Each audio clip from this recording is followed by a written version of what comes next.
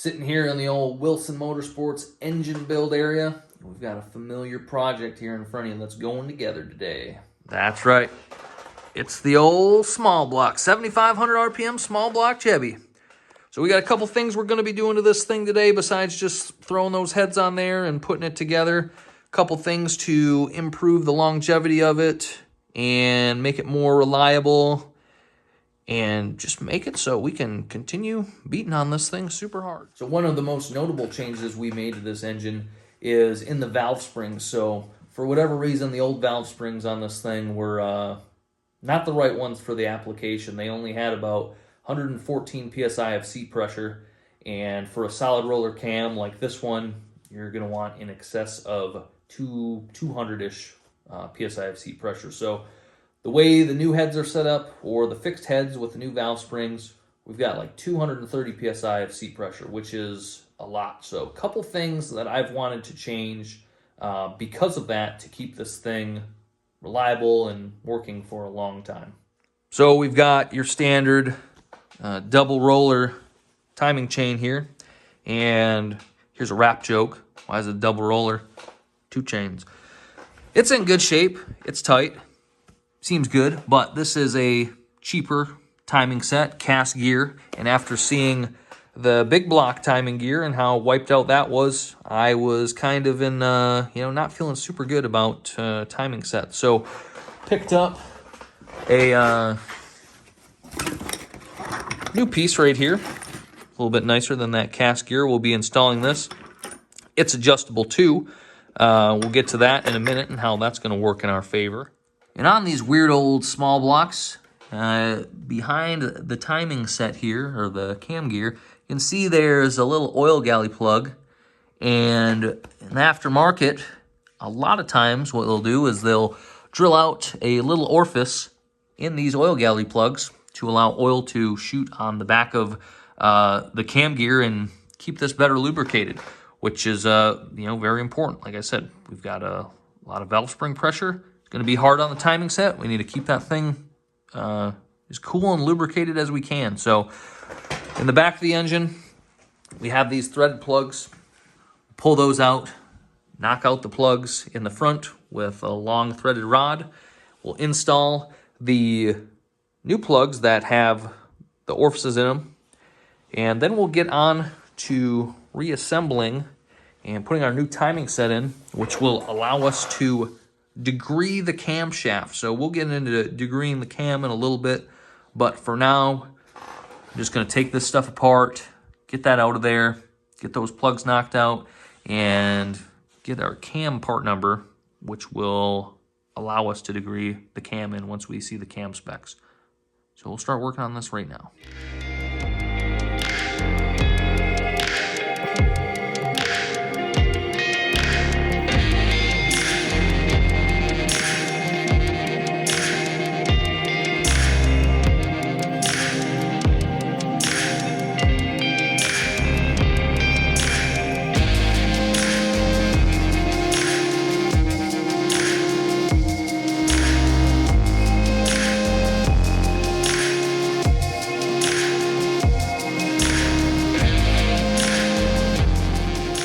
So the oil galley plugs are out on the right. We have the old one. You can see there's an indent on there because we knocked it out. And then here's the new one on the left. You can see the little orifice, just under 30 thousandths orifice. Very small, very scary drilling it. Very small drill bit. Very small. So we've got to do one more of those and then hammer those back in. Put the plugs in the back, and then we can move on to the camshaft.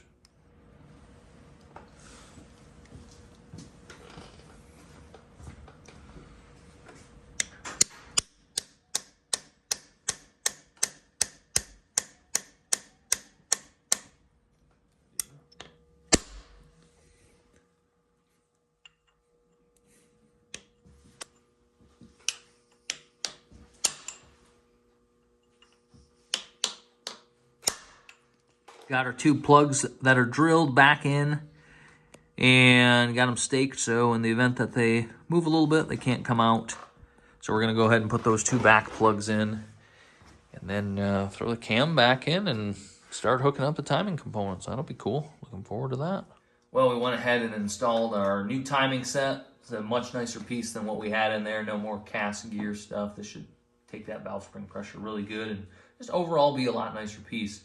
And this has built-in adjustability both in the crankshaft gear. You can see there's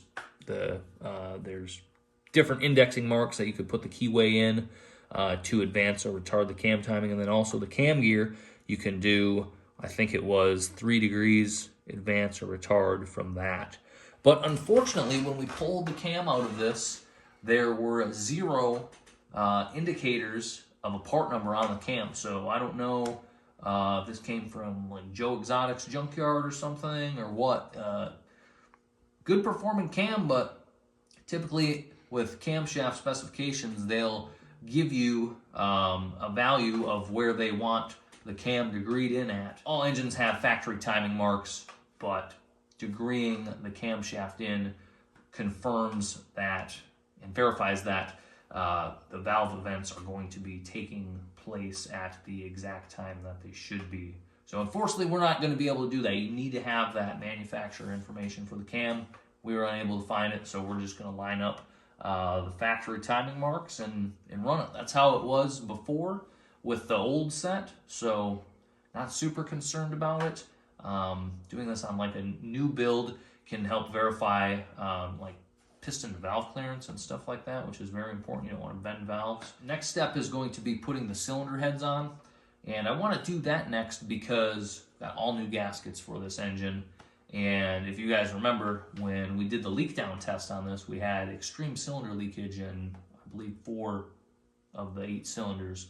I'd have to go back and check the exact numbers, but there were several cylinders that had 60% cylinder leakage. So I want to bolt the heads on and make sure that that cylinder leakage is fixed. So that way, if maybe there's something, you know, with the rings, which I don't think there are, but in the event that there is, haven't wasted all of our time putting the timing cover on and the oil pan gasket and wasting those nice new gaskets that we have. So we're going to put the heads on next and do the leak down test on all 8 cylinders. And hopefully we see some low values. There were a couple cylinders that were at 5 or 6% cylinder leakage. So I'm hoping that that's what all of these turn into. You guys saw the video on fixing the heads for this thing. You would have saw that the valve seats and the general condition of the valves was very poor. So I'm pretty confident that we're going to see those low cylinder leakage numbers. But we're going to verify it. That's what we got to do to make sure we fix this thing right. So we'll go ahead and finish cleaning up this block and then put the heads on and do the leak down. Well, we got the deck surface all cleaned up. Fresh 1003 head gaskets on here. These are a big improvement, actually. Took the old ones apart and determined they were just essentially stock replacement head gaskets, which we need something a little bit better than that. So these are the next step up. Should work good. Last ones worked okay-ish, so yeah, nice little upgrade. I'm going to grab the heads over there and throw those on. So these old Gen 1 small blocks, all the bolts go through the water jackets, so you got to put thread sealer on the threads of the head bolts. So going to lay some of that down. We got ARP head bolts, and then we also have to put lube in the appropriate areas on the head bolts to ensure proper torque. So we've got all of our head bolts sitting in here, ready for torque. So this is the lubricant you put underneath the fasteners that allows accurate torque measurements. Takes friction out of the equation, basically. And then this is what goes on the threads. Depending on who you ask, they may say that use something else. This stuff's worked good for me, so that's what I use. So we're going to get the torque wrench out and torque these in a sequence of 25, 50, and 70 foot-pounds. And we'll be all good with this side. And then do the same for the other side, and then well, we're ready for the leak down test. I'm excited to see those numbers. Also, these heads look super good on there. They might just be some iron heads, but they cleaned up really nice. Everything torqued up super good on the left bank, so we're going to go ahead and repeat the procedure for the right bank. Now it's leak down time. Both heads are on. Starting to look like an engine again. Big fan of that. So we're gonna move on to our leak down test. A lot of you guys asked for a more in-depth explanation of the leak down test. So we're gonna do that now. We'll just go through the leak down test, how you use it, the results and what they mean. And then you guys will know how to do a leak down test. It's a very good tool to have. It's very good knowledge. Gives you a great idea on the mechanical condition of the engine. And it's pretty simple to do. So this is the leak down tester kit. So we've got 2 sets of gauges here. We have a hose. We take this hose here and head on over. Well, we'll start at number 1 because number 1 should be at top dead center. Probably doesn't really matter since we don't have the rocker arms hooked up. But you take this here like so. And I'm going to have to move this closer to the door because my air hose isn't going to reach, so we'll move that right now. So we're going to plug this into our air hose like so. And I'm going to dial this back a little bit. So as you can see on the gauges, this is like a regulator. So we're going to back this down to 0 just to give you guys an understanding. So we're back down there. I'm going to hook this up, and this is going to push air into the cylinder. And it's basically going to gauge how much pressure is coming back into this to determine the cylinder leakage. The more air that is escaping, provides less back pressure, which indicates more cylinder leakage. So we plug this in here.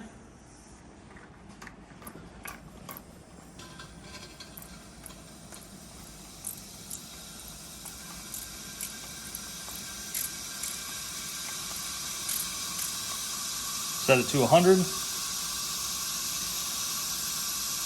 So this is about 22 and a half. And what I found with when you have the valves apart, sometimes you can take a hammer and wipe this off quick. We're just going to tap on the valves to get them seated super good now that there's pressure in the machine. So we're just going to hit on the valves and see if our numbers go down at all. It sounds mostly like it's coming from the crankcase, but we'll see what we got.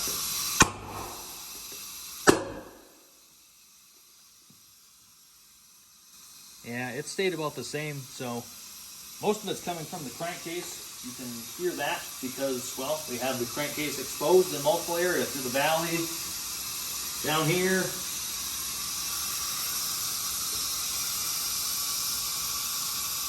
Yeah. So we're going to continue to write down these numbers and see what we have. See if we can. We're obviously hoping for an even spread of numbers.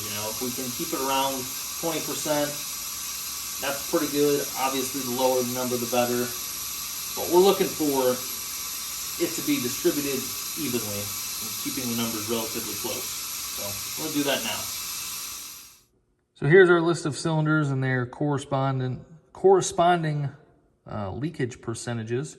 So I'll flash up a picture now of the old numbers and we can talk about how they compare.